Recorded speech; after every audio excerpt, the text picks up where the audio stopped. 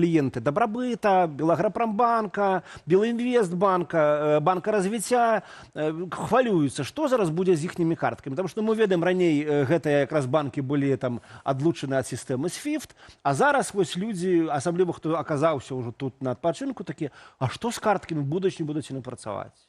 Но они ввогуле не павінны працаваць далей. Ну, ввогуле зараз все выглядае так, што суадносіны з гэтымі банкамі забаронены, таму калі вы аказаліся ў такім становішчы, і вось в адзін дзень будзе выключана гэтая картка, яна будзе выключана. Ну, з беларусы з гэтым уже сутыкаліся ў 22-м годзе, я нагадаю. Аднак усё ж таки прайшло 3 гады, і беларусы прызвычаіліся, як заўжды, беларусы да чагосьці прызвычаіліся. І, канешне, ёсць банкі, якія працуюць у Еўропе. Мы ведаем, што Прыорбанк, наш адзіны банк, які з топ-10 беларускіх банкаў не належыць ні беларускай дзяржаве, ні расейцам. Так вось карткі гэтага банку працуюць і сёння ў Еўразвязе. А еўрапейскія карткі працуюць у Беларусі? Еўрапейскія карткі працуюць у Беларусі, але наконт іх ёсць вялікія абмежаванні. Мы памятаем, што напярэдадні чарговых як быццам выбараў 25-го года былі введзены абмежавання, яны былі ў снежні, і яны былі вельмі жорсткія на тую суму, якую можліва сняць, збанкаваць за адзін дзень у гэтых банках. Таму карыстацца гэтымі карткамі можна, але вельмі такім малым аб'ёме. А вось іншыя банкі беларускія, неяк санкцыі гэтай паўплываюць на іх працу, на іх кліентаў? Увогуле, ну, можа ёсць санкцыянаваных банкаў, да ты які не санкцыянаваны? Можа ёсць нейкі там банк, который в доміку, і яго карткі працуюць усюды? У нас ёсць некалькі банкаў, якія выглядаюць менавіта так, як банкі ў доміку, якія вельмі павольна, спакойна, але працуюць у шмат якіх краінах, і гэта, канешне, не буйныя беларускія банкі. У нас ёсць некалькі іншых банкаў, не будзем называць, каб не паліць хату, як кажуць. У нас все ж таки мы ж... Я ўсё ж таки спадзяюся, што беларусы будуць выязджаць за мяжу, будуць прыязджаць да Еўразвяза, будуць карыстацца гэтымі карткамі. Ёсць у нас такія банкі, і, канешне, з пункту гледжання Еўрапейскага звяза я б казаў, што не трэба больш санкцыяў, трэба больш шчыльна сачыць за тым, як выконваюцца гэтыя санкцыі, таму што мы, не гледзячы на абмежаванне SWIFT, ўсё ж таки беларускія банкі працуюць, але працуюць па вельмі складаных схемах. Паколькі у нас практычная праграма, мы вельмі любім даваць парады нашым гледачам. Я думаю, што все яны іх і вельмі чакаюць. Ці варта чакаць таго, што вклады ў беларускіх банках могуць быць занадта рызыкоўныя, вось асабліва ўлічваючы вось гэты чарговы пакет санкцыяў? Ці варта забіраць грошы з беларускіх банкаў, ну там хаваць у банку уласную, ці яшчэ штосьці іншае выконваць? Ведаеце, зараз вельмі дзіўнае становішча, і я бы не казаў у звязку з менавіта з гэтым пакетам санкцый. Я б казаў аб тым і прапанаваў бы нашым гледачам все ж таки паглядзець на тое, што адбываецца на рынку з інфляцыяй. Мы зараз бачым вельмі вялікую і такі вельмі хуткі разгон інфляцыі. Мы за першыя 6 месяцаў пры плане ввогуле на год 5%, мы ўжо атрымалі 5,4%, а ў гадавым вымярэнні 7,5%, а па прадуктах харчавання больш за 10%. І таму глядач, які мае беларускія грошы, ён, канешне, калі ён не сее да банку, ён бачыць, што па валюце амаль 0, а па беларускіх рублях там 13%, 14%. Яго, конечно, вялікае жаданне пакласці вось пад гэтыя адсоткі вялікія сёння ў банк. Нема перспектывы, как абнуліліся гэтыя грошы, але я ўсё ж таки прапанаваў вельмі сачыць, што інфляцыя зараз будзе абганяць і гэтыя самыя вялікія адсоткі. І таму трэба вырашаць, як вы жадаеце выгуляць з дзяржавай гэтую гульню, хто што абгоніць.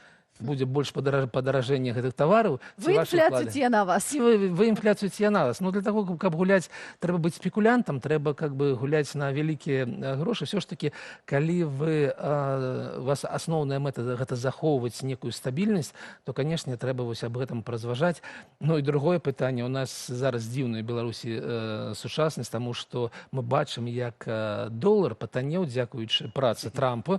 Добры, за 5 месяцаў ён здолеў убраць 10% з долараў, суадносін долары еўра, і таму я, канешне, прапанаваў бы далей сачыць хутчэй за еўра, як болей стабільнай валютай, чым за Трампам, чым за доларам, які прывязаны да Трампа зараз. І кажуць, у Беларусі Гроши заканчиваются, пора менять валюту. Ну, добра, банки банками. А что с промысловостью будет? Ведаем, что под санкции потрапил Аршанскі завод Легмаш. Это буйны працадаўца для жыхароў Воршы. Як Александр падаецца, гэта адаб'ецца неяк на людзях, якія там працуюць. Ну, от конкретна прадпрыемства. Я зноў прапанаваў бы не глядзець на гэта з боку санкцыяў. Потому что санкции, конечно, санкции это патрэбныя рэчы, калі мы там спрачаемся аб тым, трэба санкцыі ці не трэба санкцыі, мы разумеем, што Еўразвяз павінен рэагаваць на тое, што Беларусь удзельнічае ў вайне праз прамысловасць. Ён павінен паказваць гэтую чырвоную картку, і няма ніякіх іншых падыходаў, таму што нельга удзельнічаць быць судзельнікам у агрэсіі. Але ж небяспека для тых людзей, якія жывуць і працуюць у Воршы, працуюць на гэтым Легмашы, не з боку Еўразвяза. Зараз у нас найбольшая небяспека, калі мы глядзім на тое, што адбываецца ў Расіі, і мы глядзім, як у Расіі зжымаецца гэтая прамысловасць, як падае попыт на беларускія тавары, і все тое, што было пастаўлена, ведаеце, Лукашенко як у казино. Прыйшоў, паставіў все наши грошы на чырвоныя. У нас была толькі Расія. І зараз Расія ахлаждаецца, і мы бачым, што найбольшая небяспека для жыхароў, у тым ліку і Воршы, прабачце, тое, што зжымаецца расійскі заказ, і ад гэтага у іх будзе меней грошай, меней заказаў, меней працы. Тым не менш, я Еўразвяза. бачу, што шмат якія беларускія кампаніі рэальна пераарыентаваліся. Я хацела сабе набыць лідскія кеды, скажу шчыра, зазірнула і зразумела, што кампанія цалкам пераарыентавалася на расійскі рынок, прынамсі іх сайт. І я ведаю, што такіх шмат, у тым ліку розныя тэкстыльныя беларускія кампаніі. То бок усё ж такі гэта пераарыентацыя адбылася, і шмат працуюць там, таму што няма іншага выйсця, праўда? Конечно. Тым не менш, у гэтым яшчэ хочу вярнуцца трохі да гэтага санкцыйнага пакета. Забаранілі калійныя ўгнаенні цалкам прадаваць у Еўразвяз. Наколькі гэта крытычна? Мы разумеем, што калійныя ўгнаенні гэта такая стабільная крыніца заробку для дзяржавы, для рэжыма ў тым ліку, і што гэта тое, чаго яны найбольш баяліся і не хацелі згубіць. Наколькі важны еўрапейскі рынок тут для калійных угнаенняў, ці ўсё ж такі можна гэта кампенсаваць у той жа Афрыцы, у той жа лацінскай, напрыклад, Амерыцы? По-моему, там не толькі калій, там, по-моему, усе угнаенні з Беларусі забаронены да паставак на Еўразвяз. Трэба растлумачыць, што ўсё ж такі Беларусь не прадавала калійныя ўгнаення ў Еўразвяз, і гэта асобная тэма вельмі балючая для беларускай дзяржавы, таму што галоўнай санкцыя была забарона транзіта праз Клайбеду. І мы зараз бачым, як увесь беларускі калій едзе праз Расію і едзе з вельмі высокімі выдаткамі на гэты транзіт. Транзіт праз Літву быў значна таннейшы, і гэта таксама азначае, што ён не едзе да Бразіліі, ён едзе толькі ў Кітай, а ў Кітаі вялікая канкурэнцыя, і таму Беларусь страчвае ў цане. Был такі даклад КДК аб тым, што мы прагназавалі прадаць па $460 у 23 годзе, а прадалі па 180. І гэта гэты ўплыў. Гэта ўплыў таго, што мы гандлюем толькі з Кітаем па калійным угнаеннях, і гэта вельмі дрэнна цалкам для эканомікі Беларусі. Ёсць асобная пазіцыя, гэта азотнае угнаенне. І вось гэта вельмі цікава, таму што, нягледзячы на ўсе санкцыі, азотныя угнаенні беларускія і расійскія займалі вялікую частку еўрапейскага рынка, і гэта частка расла. Чаму? Таму што гэтыя угнаенні вырабляюцца з газу.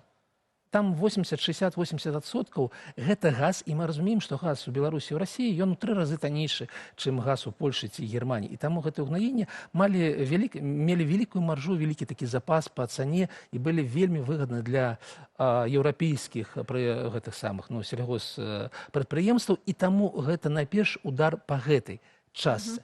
Гэта будзе балюча для Гродна Азота, там вакол яго шмат чаго адбываецца, але гэта будзе і заўважна і ў Еўропе.